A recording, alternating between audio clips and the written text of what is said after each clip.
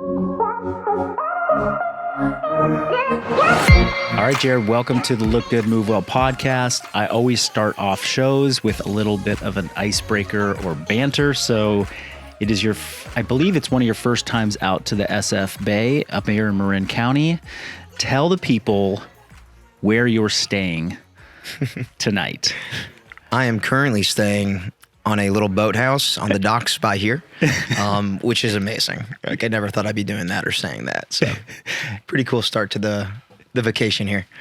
Yeah. So you're staying in a place that's like maybe, a mile from where I grew up, and always known those houseboats to be a pretty cool attraction. But any unique things about this particular houseboat that you're on? Yeah, there was a big present left for me when I got to the boat.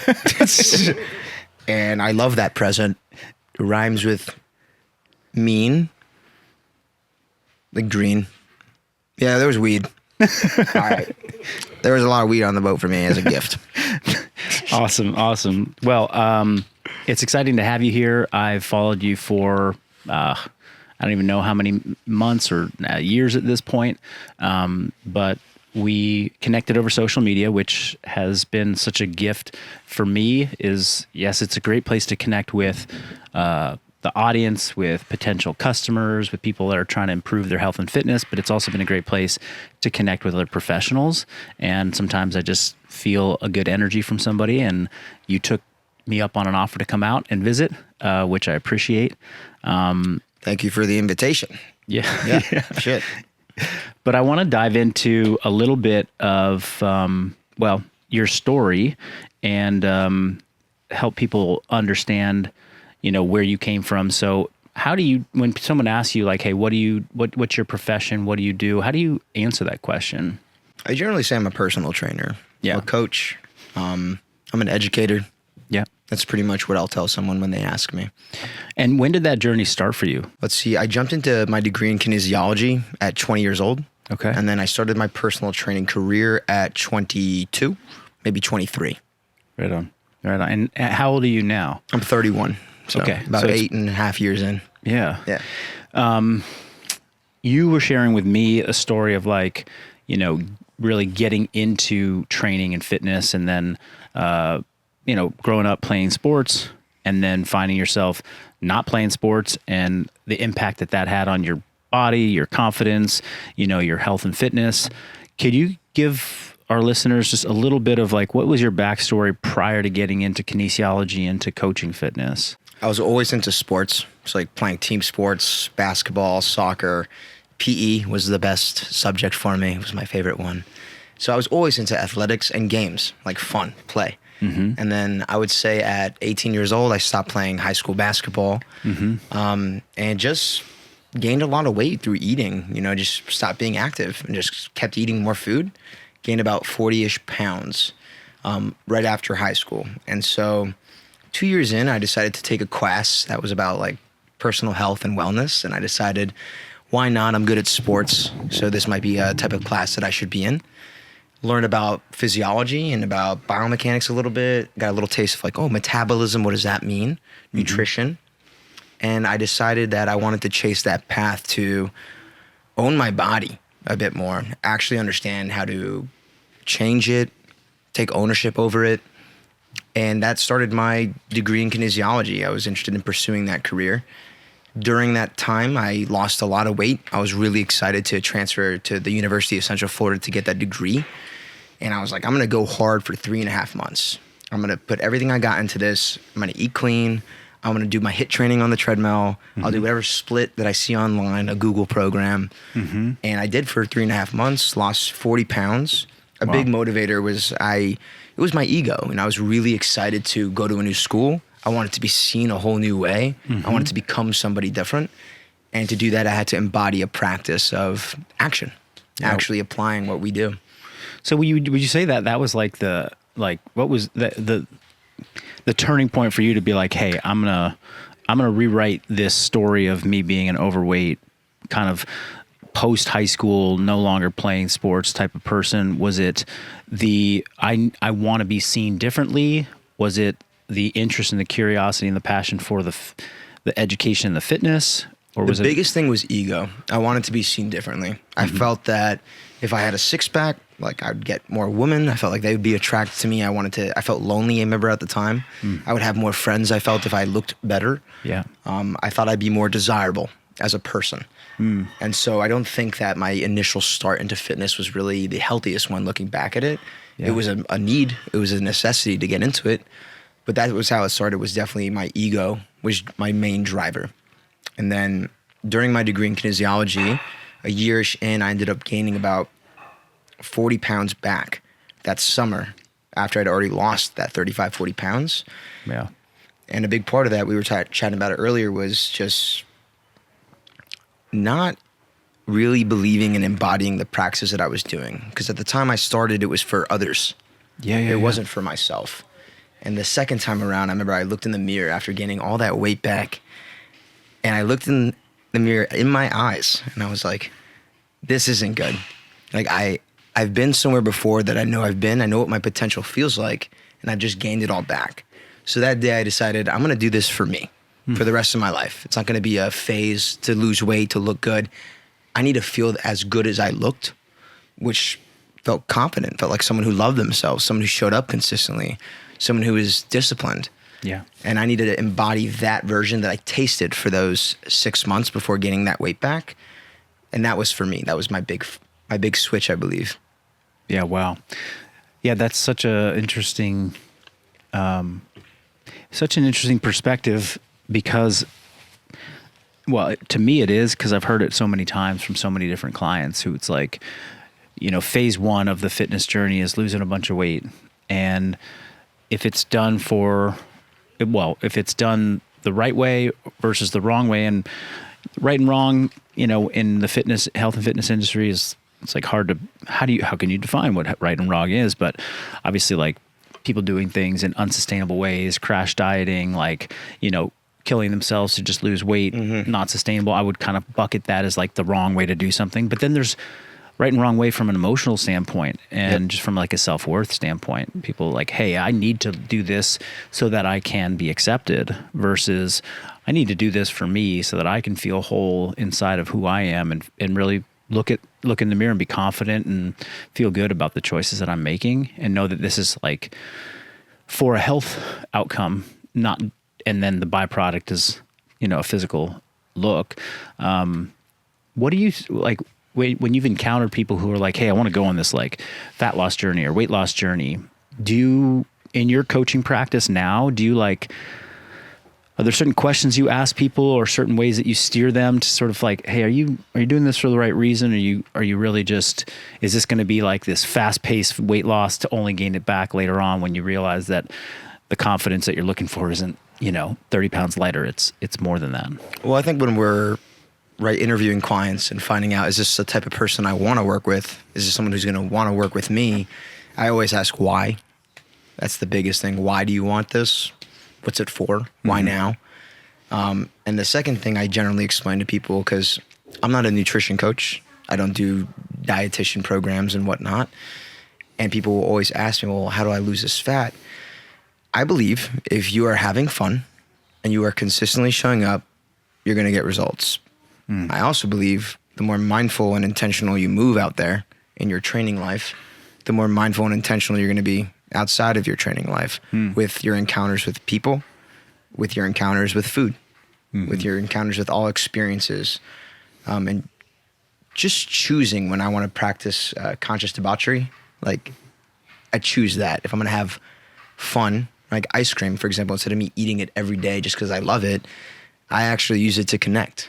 I use that as, hey, I really like this person, and let's use ice cream to connect our experience a little bit more, versus I'm just going to have ice cream all the time for myself. Wow. I'm more intentional about my pleasure. Yeah. That's beautiful, because, oh man. Yeah, people will argue all the time about, hey, what's the best way to lose body fat? What's the best way to lose weight? It's like, well, you got to just dial in your nutrition. You got to focus on nutrition. And I love this perspective that you're bringing, which is like, if we really focus on having fun, doing something intentional with our movement practice that we enjoy, Yep. you start to become like addicted to that process of like being active, being around people, doing things that are healthy for your body, and then that naturally snowballs into better choices around the rest of your life. A mindful mover becomes a mindful person, right? A more intentional mover becomes a more intentional person. So everything you just said, absolutely, just translates that snowball effect to everything else if you take that energy consciously and apply it. Yeah. Versus like, I'm only going to use that in the gym. Right. Well, the way we do one thing we talk about is the way we do most things, everything, whatever. Yes. So I think taking the energy we get in here, which is I'm not just going to go through a crazy workout and die all the time. I need to be more intentional. I need to be more stable. Yeah, That was interesting. something we were going through when we were just doing a light session earlier was, Marcus was reminding me, like, slow down. Like, we're just doing some bodybuilding techniques today, which is all about stability, which is about your breathing, positioning of every part of your body, your ankle, your knee, your hip, your low back. It's not about being super explosive necessarily, and we need that too. Yeah. Yeah. What are the things that you like? How do you translate that with your coaching of movement to try and instill some of those that mindfulness and that awareness that people can take outside of the gym? Are there cues that you do, or the particular practices or language that you use with your clients? Most of my programs are pretty similar. So, for example, when I have, even if you were like, hey, Jarrod, I want to train with you, I'm going to have a conversation with you about, hey, we're going to be starting off with soft tissue work because you have a lot of inflammation. So I'll generally take people through a conversation about what this experience is going to be like, which is starting off very slow. We're going to learn about how to breathe when we're doing soft tissue work. We're going to learn how to use our diaphragm in a seated position and laying down position before I even have you potentially squatting. I'm going to take you through walking patterns, but we're not even going to walk. We're going to hold positions. So I tell a lot of my clients I work with, my friends, customers, whatever we call them at this point, because support is family. Yeah.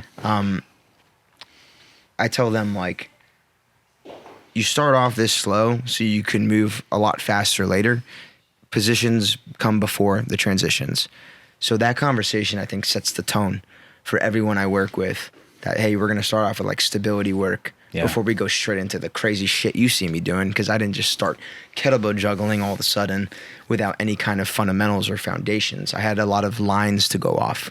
Off of. That's interesting. Yeah, it's so similar to I was giving you a little bit of the backstory of how we kind of launched our business. 7 years ago, we launched this program called Awaken Training Series. And, my social media was a combination of me doing ring muscle ups and, heavy snatches and then some, isolation bodybuilding, stuff. So people are seeing like a broad spectrum of real sexy moves and real slow moves. And of course I'm a CrossFit Games competitor, so that's my audience. And then the first workout, we had a 3-day sample workout, that people could download to see if they wanted to try the program. And the first workout was like the most simple stuff. A matter of fact, I think there was like bear crawls in it, or like quadruped crawls, some like tempo push-ups and some tempo ring rows. And I think it was very, like, some people, it turned them off. They're like, where's the fun? I want to do what you're doing. Oh yeah. Where are the ring muscle ups and the handstand walks and stuff like that? But a lot of people who were open to trying it did the workout, did it as it was prescribed, with the tempo, with all the things, with the rest periods. And they got smoked by it. And they were like, oh wow, like this is the foundation for maybe being able to do that stuff later on. 100%. And then like you want them bought in. Like if a client comes to you and they're not bought in on learning breathing, learning positions, and they're like, when are we going to juggle? You're gonna be like, this might not be a good fit. I tell them all the time, like, it's not going to be sustainable. I can get you to move like you're looking good in the first like month or two. Yeah. But is every fiber on? Yeah. Are you consciously flexing your pecs? Right. Are you using your glutes? Yes. Have you ever slowed down enough to feel them before? Yeah. But you're over here trying to throw weight everywhere, but you've never even felt your fibers. This is such a cool topic, because we'll take it a little further here, because what you're talking about, and I talk about it too, it resonates with a lot of people, this idea of like intentionality and movement. Can you get a benefit out of squatting without every fiber turned on? Hell yes. Yeah. Many people could come in and do an unintentional squat and an unintentional chest press, and that's better than nothing. Yep. And combined with some other decent lifestyle behaviors, they could be pretty healthy, right? The difference, and this is where I think some people go wrong. It's like, hey, if you don't have every muscle turned on and every little thing perfect, then you're going to fill in the blank of like terrible thing that might happen to you. That's what they want to say. Yeah, like, 100%, it's like 100%. you're going to break a knee, you're going to do this, you're going to do that. That's actually not true most of the time. Does it increase the likelihood that you might get injured? Sure, a little bit. But what it is doing, and this is what you started to say before, this is like the bigger outside of fitness. How does this impact your life? What we bring intentionality to, what we bring awareness to, the practice, the discipline of doing everything with, attention to detail, that carries into other parts of life. So we have a saying in functional bodybuilding that we're training thinking athletes. We're training athletes that... I love that. Yeah, because thinking athlete. And you've been around high performers. Sometimes the best athletes in the world are the ones that just don't think, they just do. Yep. They're gifted, they're resilient, they have great genetics, and you're just like, go do this, don't think about it. And they just do it. And they need to in order to push through pain thresholds and barriers and mental obstacles and blah, blah, blah.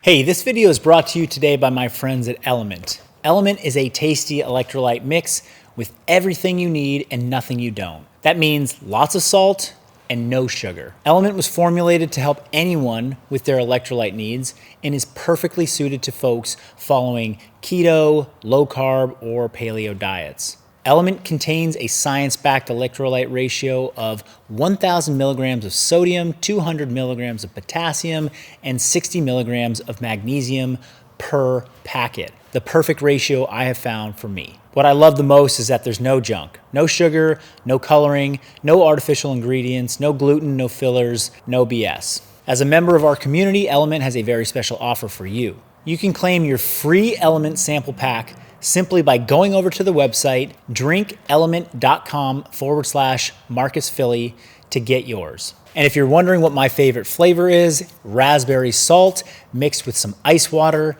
is delicious. I hope you enjoy. Those are the same athletes that when they finish their career get really out of shape, right? Because they just have no idea what to do on their own. So we're trying to raise an audience of, fitness consumers that are educated and thinking about these things. And you can do it a bunch of different ways. We do it with tempo resistance training. You're doing it with breathing practices and positions. So I feel like there's a lot of alignment there, even though the practice and the method that we're using to get people connected to their bodies is different, because the connection to your body doesn't make or break the program, but it makes or breaks how you're going to take fitness and translate it to a healthy life. Man, I'm still like obsessing about the thinking athlete, and absolutely correct with what you said about the transfer to life. But the biggest thing I just heard when I was hearing that is you're building leaders. Yeah. You're building people who are autonomous themselves. They don't need you. Yeah, for real. They want to be with you.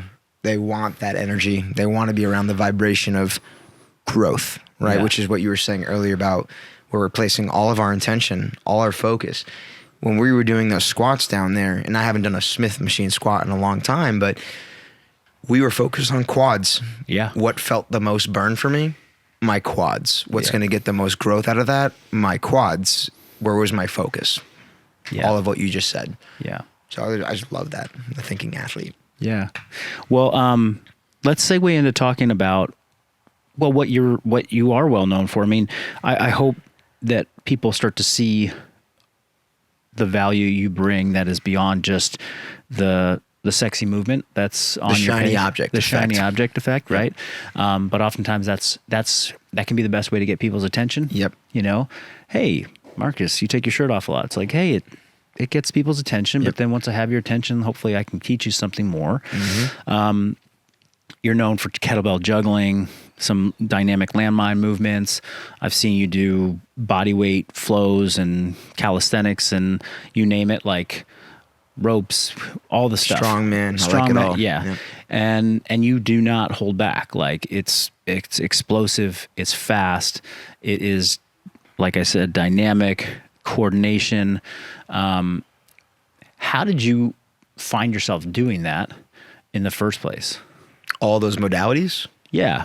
I started off with very intentional bodybuilding. That was the beginning of my bodybuilding career, by watching other leaders in the industry moving mindfully and noticing a lot of the inflammation happening with not just my clients, but older bodybuilders, and seeing like the constant valgus, which is valgus is fine, but knowing like, is that on purpose?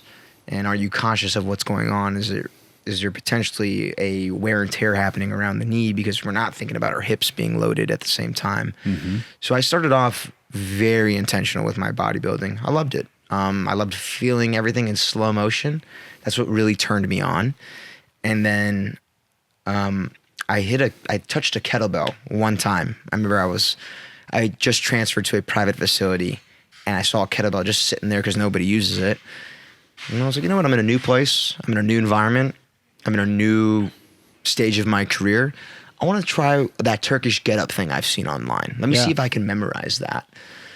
Did like 3 or 4 first pieces of the sequence. I think I got stuck at the windmill, probably. Yeah. But I remember I was stuck in the windmill thinking about what's next. And I'm like, oh my God, my triceps are on fire. My glute that's holding me up is freaking out. Yeah. Like bodybuilding in the beginning, like I remember the first time I found my G-spot, like my muscular, the squeeze of the pec, the squeeze of the ass cheeks, the squeeze of the lats, the biceps. That was like hitting a G-spot, in my opinion, when I first started off, which is what got me addicted. I can feel an impact and focus and grow wherever my focus goes, excuse me. The kettlebell was like, okay, now I have multiple G-spots on at once. Oh. And the feeling of that, let alone the thinking aspect, right? Because it wasn't just about thinking about just the pecs anymore, just the biceps anymore. I'm thinking about, where's my body position in space and time? Well, that created the state of flow, right? Which is a constant state of problem solving at a level that you have to level up enough to reach that point, but it's doable. Yeah. You have to try a little harder. You have to think a little bit more. And then time starts to fly by because you're just focused on solving your problem. That was probably one of the first times that sensation hit me, was during that get-up. And then from there, I was probably a month or two with some play with functional patterns. Combined with that, I had just heard about functional patterns and how every step is a repetition that you're taking. And why don't we look at things that way too? And I was like, oh my God, like that's kind of smart too. Locomotion, every step before we go sit down and squat kind of matters. It might have an impact on your day-to-day basis. So I got into functional patterns, great systems and whatnot, learned from them, took the tools out of the toolbox that worked for me. Yeah. Kept applying that to like a landmine. Then I applied it to a kettlebell. If my right arm moves here, my right foot needs to be positioned somewhere else. My left foot needs to be positioned somewhere else. And when it moves, then I need to rotate with it and know where to position my body again. Yeah. So I started kettlebell flipping the kettlebell and catching it. And where does my body go when I receive the tension, so I can minimize the wear and tear in my body? So the juggling started to, that was something that got me so high at a time in my life where I should have been so low, as someone who was couch surfing. At that time, I was homeless. My business partner had just taken every dollar out of the account. There's a lot of hard emotions to be working through, and I'm over here being a space holder, a coach, a leader. The last thing I want to do is bitch about all the shit going on in my life, create a toxic energy exchange for the people who want to come in and grow and learn and be loved. But I'm over here moping about things that are out of my control. So I remember I used to go kettlebell flip and juggle between clients all the time because I just wanted to stay playful. I wanted to stay explorative. I wanted to stay fluid, which is, hey, owning a gym, I have no idea what I'm doing. Yeah. Leading a bunch of people, I have no idea what I'm doing. I don't know anything about business. I know I love people and I love training. So kettlebell flipping and juggling was my next phase within that year, where I got addicted to play. And no expectations. If you drop the bell, cool, pick it up again. Like, it's not going to work all the time. You got to practice things. So that really gave me a lot of lessons getting into the juggling. And I guess anything that was new and I wanted to get good at as quickly as possible to, in a way, distract myself was as much growing and learning as I can do as a trainer. I won't be thinking about, I don't have money. I'm thinking about how awesome I am and how much I get to share this energy with people. And that's going to create this retainment naturally because I love it and people love the love. So I was looking for anything. The steel mace was next. The rope was next. You've done a lot. And the thing that I'm hearing out of that is there's a foundation you built in fitness doing the fundamentals. Yep. You likely had a pretty good base of fitness by the time you saw your first kettlebell juggling that you wanted to mimic. Yep. With a good foundation in fitness, with a great foundation in strength and movement patterns, you had access to doing things that were new, which I think is one of the things I like to tell people. It's like, hey, create your non-negotiables in training. These are the ways that we build the best foundation for strength, muscle mass, range of motion, aerobic fitness. Yep. Once you have those in place, you have the world of movement is kind of called movement freedom. Yeah, you get movement freedom. Yep. You build a movement vocabulary that allows you to explore and do new things. And then by exploring, it sounded like you got really addicted to the exploration because it was a little bit of an escape for you of what wasn't. I became the flow boy on Instagram. Everyone was like, kettlebell juggle, you mace flow, you're just a flow guy. And that's all I did for like a year. I didn't do any structured training for probably a little over a year until I found the Landmine University. And I was like, I'd already played with landmines, functional patterns and basic kneeling presses and what we see online a lot, which is plenty of value. But I saw that explosiveness of the coiling and all that crazy stuff going on. I tried that one. And I remembered, oh shit, I'm an athlete. I'm not just a ballerina dancing with a baton and throwing a ball everywhere. Like, you're a monster, bro. Like, you played basketball. You know how to sprint. You know how to jump. So that got me back into remembering, like, plyometrics, athletics, forward intention. Yeah. Running, not just walking around. Yes. So the landmine coming back in my life was another tool I needed to kind of put me in a new direction, which is like, I can't just be play all day. There you go. So it sounds like, okay, foundation in fitness was built on progressive overload, then exploration, playtime for a year, and then this new implement and this new system of training with landmines, you reignited that like relationship with like pointing your intention at progression again. It's like, okay, now I have something that I want to improve in. How do you do it? You do it consistently. You do the same things. You do it over and over again, and you build, week after week after week on strength, reps. Well, being speed, explosive power, was the big thing for that system particularly. Yeah. It's all about forward intention. Yes. Literally, you have to be off your heels. You're falling into the bar the whole time while moving your body around the bar, not moving the bar. So all of that was just another translator to life of like, where should you be applying this? Because you've been playing for a long time, which is great, which is awesome for your own mind and for the people around you. But what's the next level of this? Yeah, very cool. So landmine was another way to redirect, but every tool shared a lesson.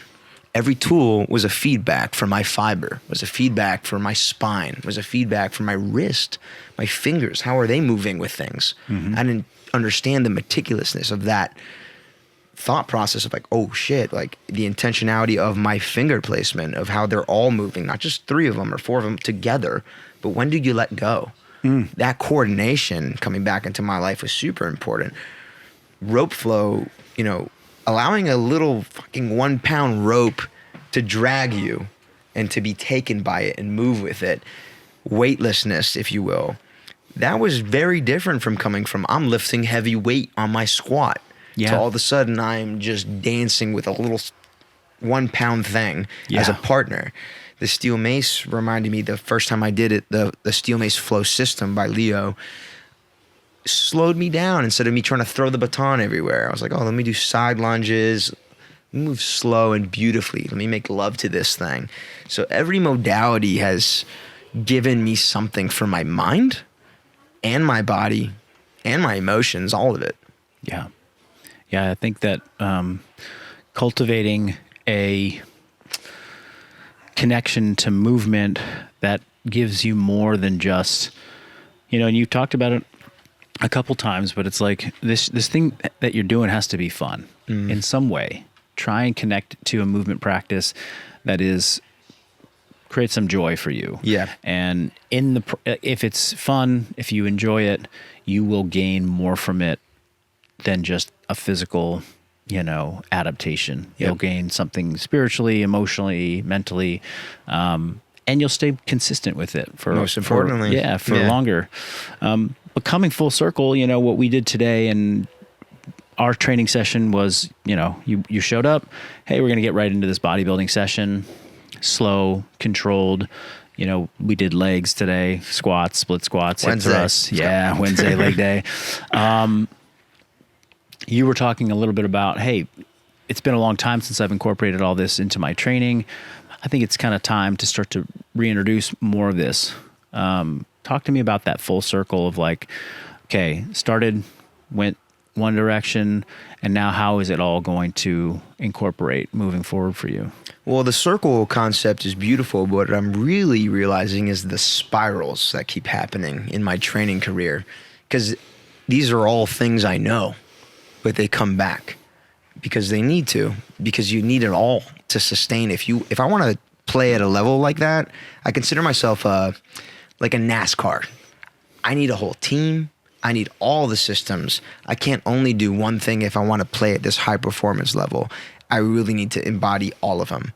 And so, practicing stability training, bodybuilding, very controlled movements to fibers that need that love, it's just a spiral again, because I've seen it before, but I'm smarter now.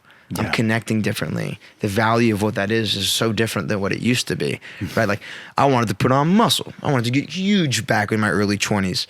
I wanted to feel strong, move beautifully, controlled and whatnot. But I didn't have this thought process of, I'm doing this type of training to also stabilize, to really feel every range of motion of my fibers, because that is also going to help me do power lifts. That's going to help me do crazy sandbag training, crazy weights that at 180 pounds probably shouldn't really be happening. But if I want to be doing that, then I need to be embodying that other piece of me, which is a bodybuilder as well. Yeah. So the spiral of each thing, I went months this year without flowing.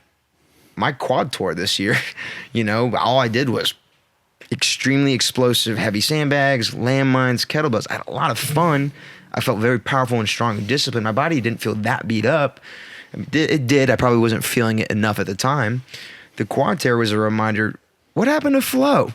Dude, what happened to taking a day off and doing rope flow in the sun and just hanging out with your friends and not pushing your body into the ground every time? Sure. That the quad tear was a lesson to go back into flow. And then my shoulder impingement that happened about 3-4 weeks ago, I woke up with it. And I was like, I've been training so hard this year. I put on 8-10 pounds of muscle mass.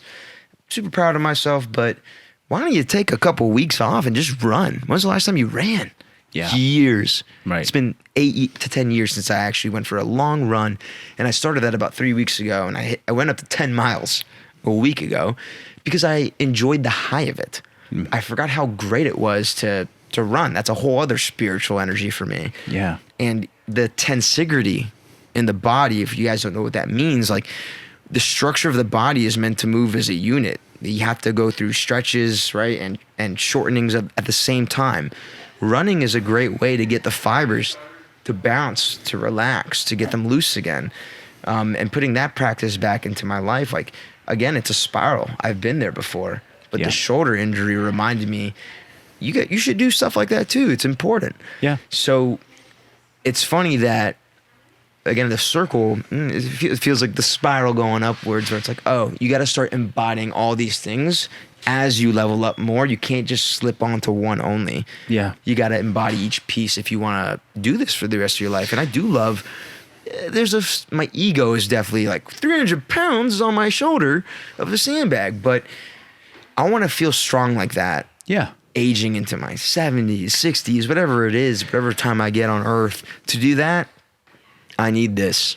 Yeah. It's a part of it. Yeah. Well, that's a good, the closing thought for me and how this all pieces together is, we talked about thinking athletes. We talked about raising some awareness through your movement practice. we as a fitness industry love to, preach the importance of progressive overload and how you got to be doing a little bit more. You got to be challenging yourself if you want to grow. And we can get so focused and so locked in on like this program, this thing is working. I'm seeing results. And then there's like this quiet little voice that starts to pop up. It's like, hey, my shoulder's not feeling so good, or hey, my back is a little, and you're like, but I got to get the next weight up and I got to keep on the program. And I think what you're saying is beautiful, which is like, oh yeah, there's this other part of movement that I've neglected for a little bit, or there's an intuition that you have that's telling you like, hey, maybe I should spend a little bit of time doing this. Ideally, we listen to that intuition before the quad tear or before the shoulder impingement. But oftentimes those are the things that help us wake up to like. Some of us need to get punched in the mouth to learn things. Exactly. And I'm sadly one of those people who's had to get a lot of punches to the mouth to take a lesson. Yeah. But what I don't want people to think is that getting punched in the mouth, in your fitness journey, it doesn't mean you did something wrong, and it doesn't mean what you were doing was incorrect. It's more of like, oh, this is just a wake up call that I need to spread some of my energy in other movement practices or other avenues. And being too good at one thing is never good, right? Yeah. So you want to diversify as a human. Obviously, Yeah. in business, like we talk about, get on your niche or whatever it is, be the best at one thing. But for how long? Yeah. Right? Like, it's great as an athlete, be the best point guard in the world. I'm only good at using my right hand. I'm going to maximize that. But now here we are 15, 30 years, whatever it is, post being that athlete, and I've thrown with my right hand or kicked with my right foot a million more times than my left, or I've swung, you played golf, like I've swung with my going to the left side thousands of times. Well, maybe I'm going to have a little bit of stiffness on that side of my body. It Totally. absolutely makes sense. It does. So, anyway, I appreciate you being here. I appreciate you sharing some of your insights from your coaching career, your athletic career. You seem to be somebody who truly loves the human connection side of what the fitness industry is about, which is certainly what I think drew me to you and why I thought it would be great for you to come out. So thanks for making the trip. If people want to find you, learn about what you're doing, as a coach, as an educator, where can they find you? On Instagram, I'm at The Crazy Trainer. That's generally where everything I do takes place, so you could find me there. And then in Austin, Texas right now at the gym. Okay. You can find me there too. Awesome. All right. I wanted to add something about that. Please do. Actually, for those of you guys who are newer in the industry or just in general in life, like, go surround yourself with people that you want to be more similar to. Like, I came out here, thank you for the invitation. I don't, like everybody else, we shouldn't just be taking every invitation. I'm intentional about this. I know, Marcus is a father. He's a husband. He's an athlete. He's a leader in this industry and in San Francisco as well. He is a supporter. Like, I want to be around more successful versions of the kind of human I want to become. If you want to accelerate that process, go travel, go meet that person, reach out, take a leap. I understand money's tight. I went to Maui with almost no money the first time I went, and I met up with so many people who just juiced me up to be so passionate about what I do because they were just as passionate. I came back to the gym when I owned my training spot on fire, and the business did better. I was doing better. The clients were doing better because I decided to take that leap to go grow around others where I knew I wanted to be more like them. There's qualities that I don't have that I want to embody. Well, the best way to do that is surround yourself with people, even if you don't even have a conversation with them. If we didn't talk this morning and I just watched Marcus work out, I'd understand a big piece of who he is because that's how he trains. Intentional, focused, everything lines. So thank you and to your team so much for being open to connecting. And again, like, take the leap. If you want to be like someone or similar to them, go meet them. That's beautiful. That's a great way to end. I hope if you all are out there and you're on the fence about making a decision to reach out to somebody or take a trip or go get inspired, that right there is your sign to go do it. We appreciate y'all. Thank you, Functional Bodybuilders, and we'll catch you on the next episode.